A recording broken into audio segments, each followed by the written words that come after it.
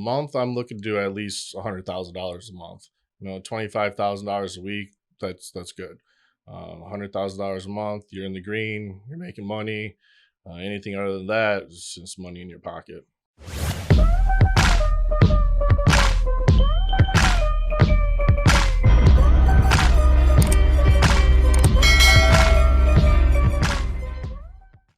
Yo, welcome back. Another episode of Attractive Mindset. And today's guest is super humble individual. I like to personally call him the big giant but he's definitely jacked. But, that aside, this dude is super, super friendly and super, knowledgeable when it comes to his craft, to the point where, he has franchises spanned out. And so I'm going to let him tell you a little bit more about his story. Mr. Chris Nader. What's up, man? How are you? Good. Good, man. Yeah, Chris Nader. Got into the pizza business when I was young. Worked my way up from the bottom up. Had some opportunities when I was younger to get involved and be partners with the original owners back 15, 16 years ago now. They liked my work ethic. Took over a store at 18 years old, and then they put me into an ownership opportunity, and went from there. Started off in Michigan, worked my way down south. Okay. And so give us a little backstory on even what led you to that path of just entrepreneurship. I went to school for a little bit. Wasn't really my cup of tea. Went in there, did the school thing. Was more worried about making money, and I wanted the rims and the cars and the jewelry and all that other stuff. And sitting in the classroom for hours on end wasn't getting me there anytime soon. So when, putting in 40, 50, 60 hours a week as an 18-year-old, 19-year-old kid, you see those $1,000 paychecks.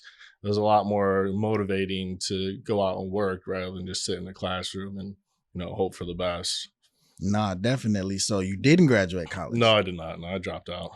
Okay. Yeah. Both of us definitely dropped out. And so what would you say to people that, feel like they have to get stuck in that college cycle?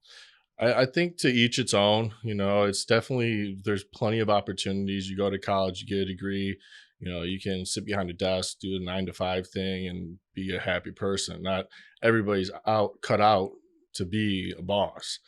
Being the number one it's a difficult thing. There's nobody above you, so there's nobody to rely on. There's nobody to fall back onto. So, you still get your PTO, you get to call in sick, you get to, do whatever you want. But when you're the number one, there's no falling back on anybody. And that's kind of where I was looking towards going, because I just want to be my own boss. I wanted to not work on a set schedule, and just do my own thing. Okay. And so what would you say when you first got into the business was like of your biggest, issues?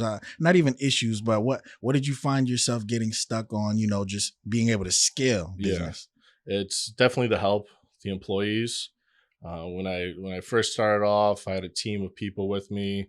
They grew with me. I put them in a position to be, making money, having a good living. And then once I got up to a certain point, they were all doing really well.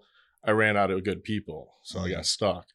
So that's where I'm at right now. I'm stuck at the Davie location, University in Griffin. It's hard to find good, reliable help, and it's been, my hardest part so far is just finding reliable help who want to come in and take care of business. And so when you say reliable help, what would you be looking for in terms of that? Pizza business it's tough. Nobody wants to work next to a 500-degree oven. You get greasy and grimy and do dishes and mop floors. It's a harder job compared to a lot of things nowadays. There's so many different avenues to make money. And again, to each its own. Make that money, whatever you got to do to make that money. It's few and far between when I come in and bust ass anymore and just grind it out and make that money. Okay. And so if you were to, let's say, or if somebody wanted to start like a pizza business, what would that look like for them? I think anybody can do it. Pizza's pretty simple, man. Salt, sugar, yeast, flour, and you got a pizza. They got the wood fire ovens, the conveyor belt ovens. The pizza process is super simple. Just finding some money to put down, open up a shop. The equipment's it's affordable. You can get into a pizza business for a couple $100,000. open up the doors and start slinging pies. And so would that be the same amount now, or is it different from when you first got into it? Yeah, from compared to when I first got into it, now prices have definitely went up. Everything across the board, product, minimum wage is going up, rent is going up. Everything is definitely more inflated. So it is a more difficult business, but there's still plenty of opportunities out there to make that money. And so how do you feel like you have to do in terms of marketing when it comes to, especially like the huge brands Yeah. and stuff like that? Luckily enough for me, Jet's Pizza, the Detroit style deep dish pizza, it sets itself apart from everything else. They Mm, got the New York style, the Chicago style, Detroit style deep dish is kind of up and coming. Not too many people know about it. So we got our own little niche in, advertising, going out there, putting the product in people's mouth, letting them taste it. As soon as they try it out, they more or less fall in love with it. got it. So you guys do a lot of commercials or? Social media, I think that's the biggest thing. I do anything and everything promotion wise. I still send out paper mailers, which gets me back nearly zero return, maybe 1%. But Facebook, Instagram, TikTok, LinkedIn, Snapchat, anytime I put money into that, I usually see a return from it pretty large. Okay, and so in order for a pizza business or a pizza restaurant to be like in profit or retainable, because we had somebody on the show named Brian, Yeah. and he has these Asian American fused restaurants and stuff. He was telling us what it's like on that end, and so on your end, what would be like a good month, like a profitable month as far as like pizza sales? A month, I'm looking to do at least $100,000 a month. $25,000 a week. That's good. $100,000 a month. You're in the green. You're making money. Anything other than that is just money in your pocket. Mm. Okay, and so Yeah. holidays definitely Oh increase. yeah, definitely. The holiday season comes around.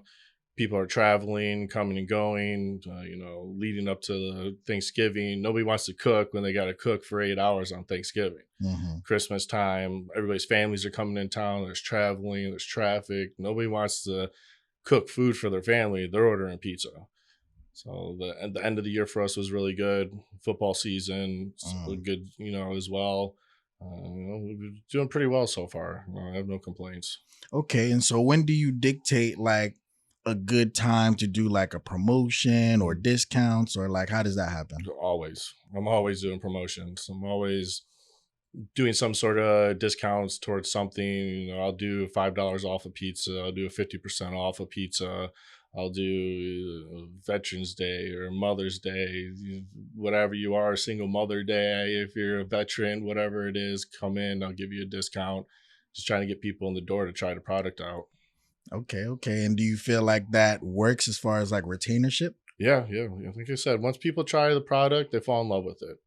And if I can get somebody in the door 3 times, the first time they try it, the second time they come through, and they get the same product as they did the first time, then by the third time they're a lifelong customer.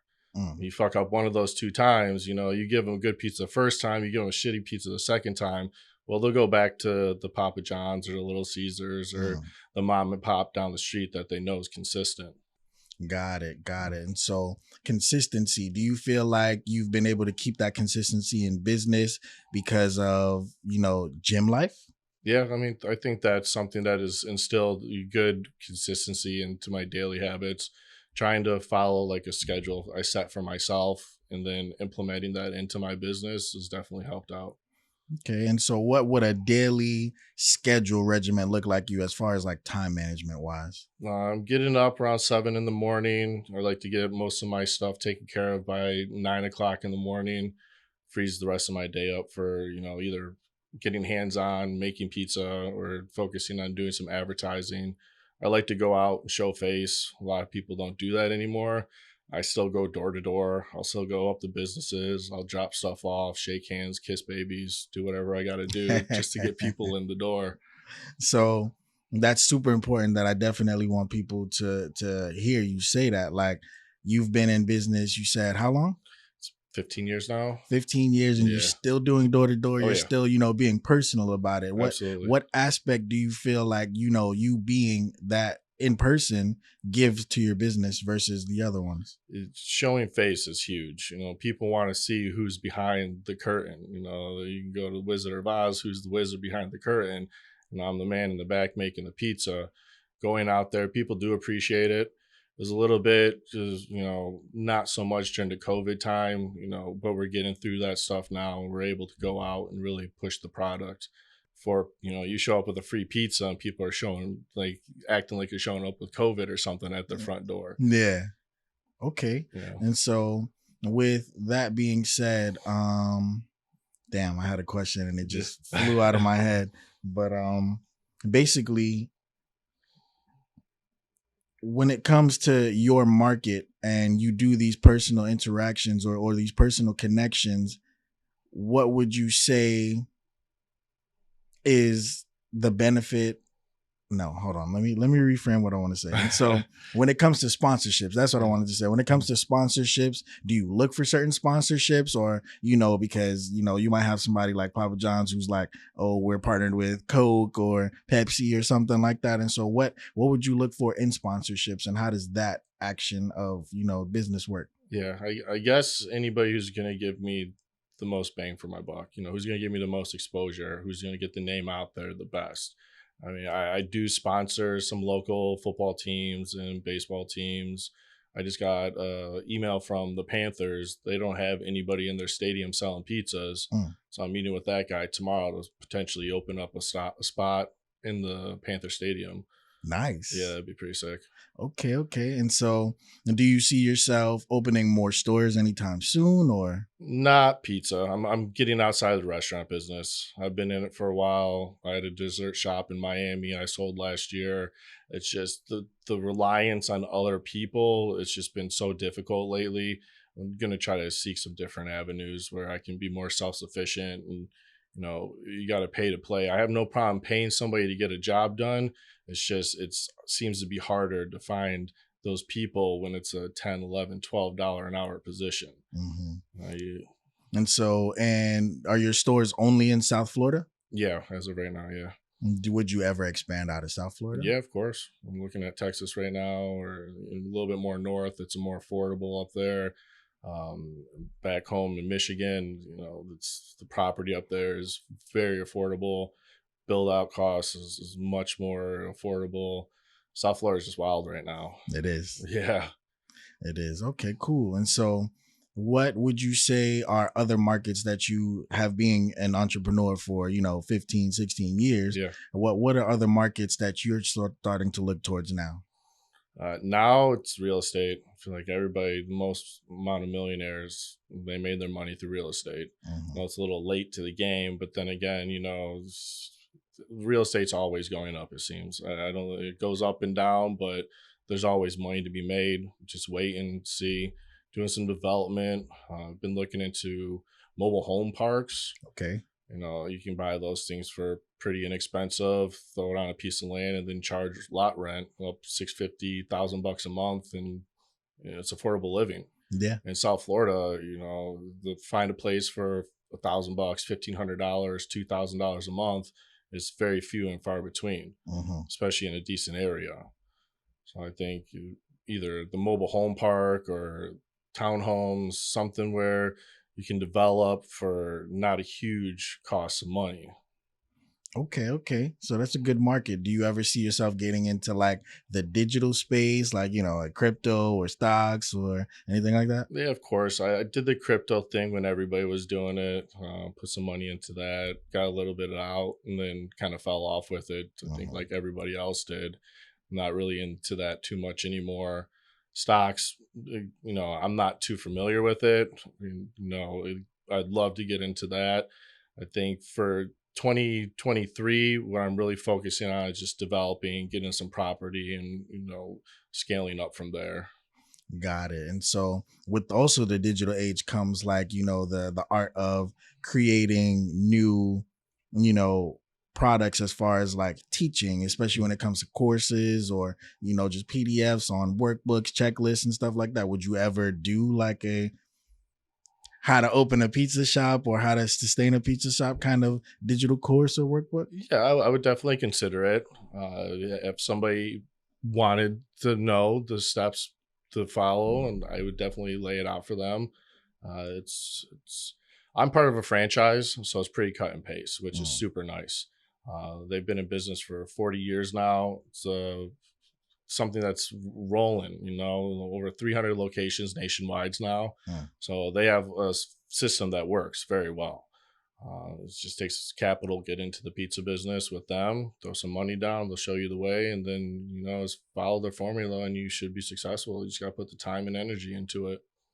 Got it. And so you going into that entrepreneurship lifestyle, 15, 16 years ago, you know, it's definitely a different lifestyle than what most of our friend groups have. And so how did your friends react when you did that back then? Yeah, everybody from Michigan's kind of on the graduate high school, go to college, get married, settle down, have babies, and just live that lifestyle. So that's what all my friends are doing. I'm down here. I guess I'm kind of like the black sheep, down in Miami, going out, drinking, having fun, living my best life. But I enjoy my life, and moving away from my hometown at a young age was the best decision I've ever made. Mm. I just got out of the normal, came down to somewhere I knew no one, no friends, no family. Was able to just really focus on the hustle. And so what made you choose South Florida? Demographically, the population, South Florida is one of the most densely populated areas in the entire country. And then also people from Michigan would vacation to Florida. So it was always a dream of mine to come down here, ride along the beach on a motorcycle with my shirt off, living my best life. Got it. And And so when you moved down here, like just give us a little background on what it took, for you to just create a sustainable life out here, because you don't just do it from, no, I wish it was that easy. yeah, Snap your fingers and you're good to go. exactly. There was plenty of struggles. I first moved down here. I was in Orlando. I helped open up a store up there. I worked my way down to West Palm Beach. I opened up another store there, and then I helped the owner of the Pompano Beach location open that one up. And then finally, I set my roots down in Davie. And between building permits and dealing with the city and a bunch of other unexpected things, it was pretty difficult, especially being from out of state. I had no connections anywhere. You go up to Mm. Michigan, I know contractors, I know people to do bill outs, I know the suppliers. Down here, it's a completely foreign land to me. So you're Googling shit or looking people up and just hoping for the best.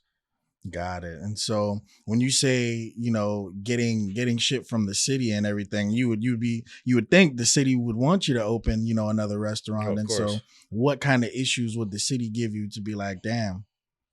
Apparently, according to the Davy, they're an old school, town. Yeah. So everything is paper pushing, no digital, put in the computer.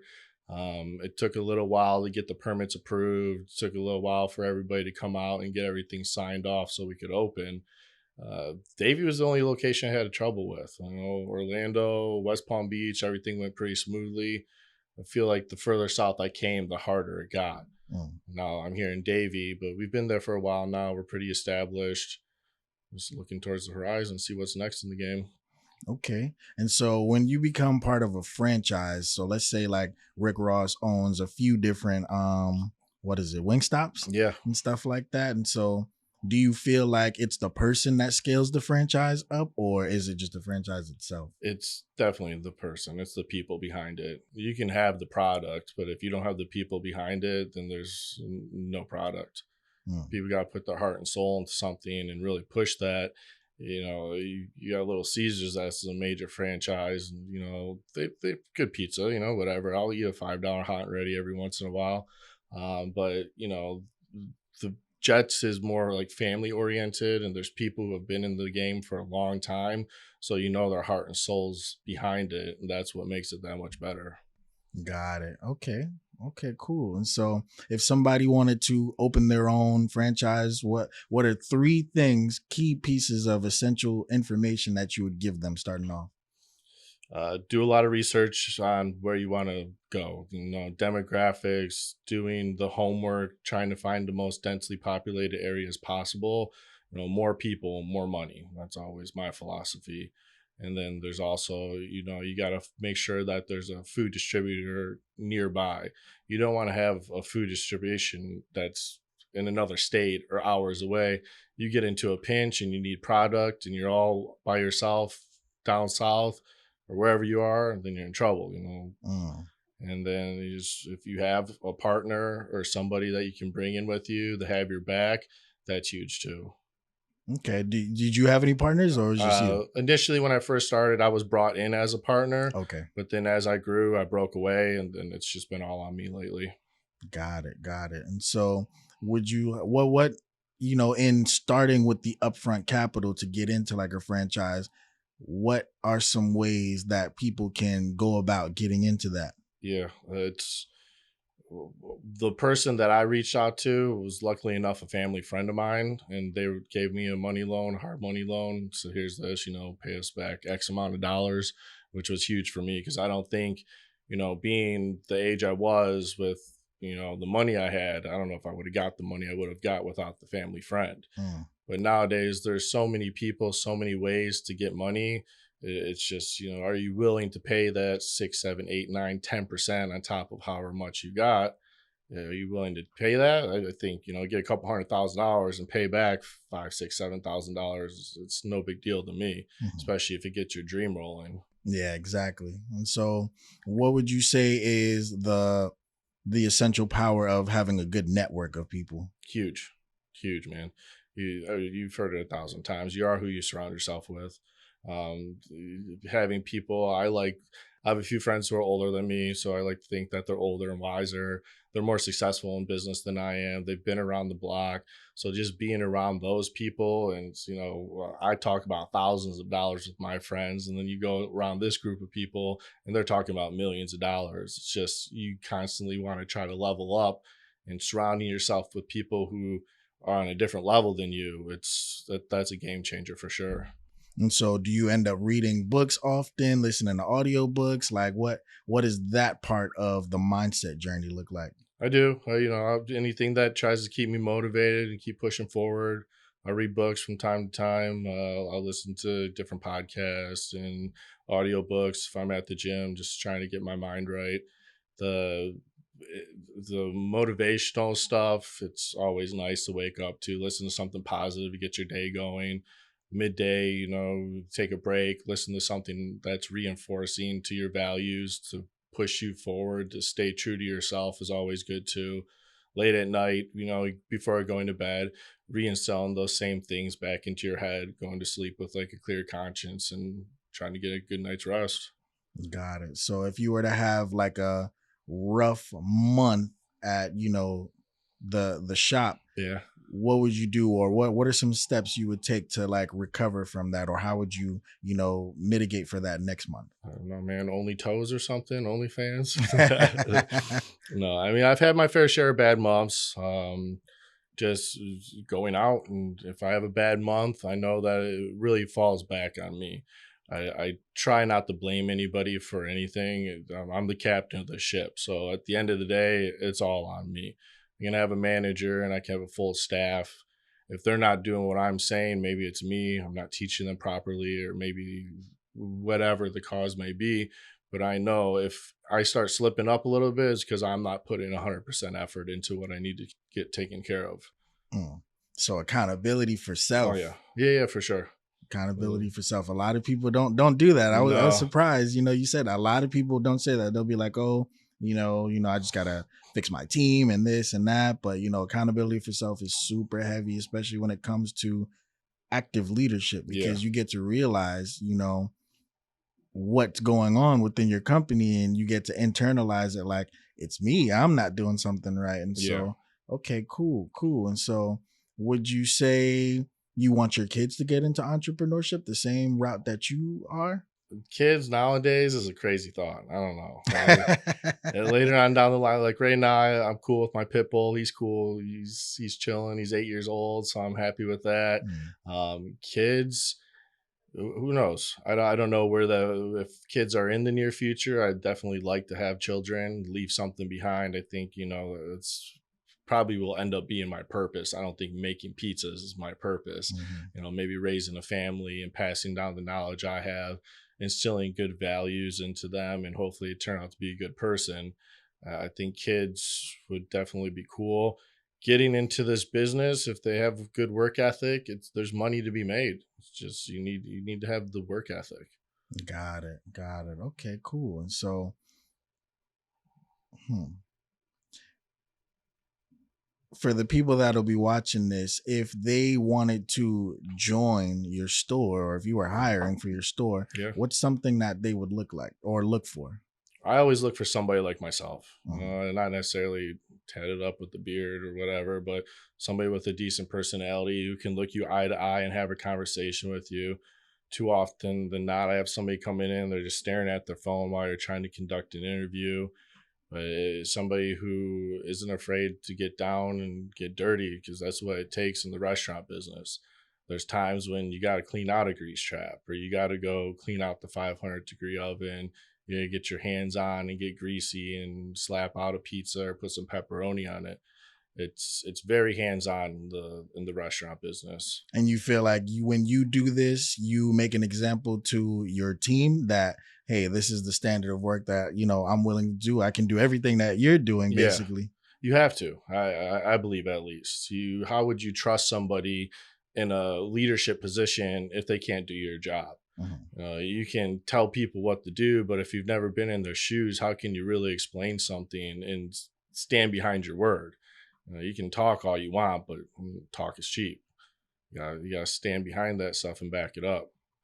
Got it. Got it. Okay, cool. So, you know, definitely thank you for coming on the show. Yeah, Definitely have an attractive mindset. Ever since I met you, what, 4, 5 years ago yeah, almost, like, you've definitely been a stand-up guy. And so appreciate that. where can people find you on, social media?